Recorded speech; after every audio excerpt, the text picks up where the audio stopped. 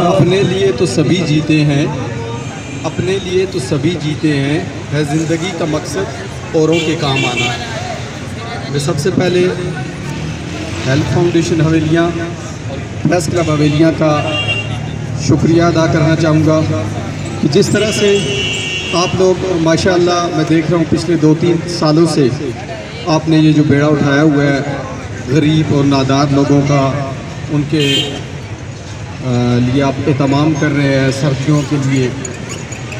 मैं तमाम मुखय्यर आज़ाद से ये अपील करना चाहूँगा कि आप लोग भी इस कार्य खैर में बढ़ चढ़ कर हिस्सा लें और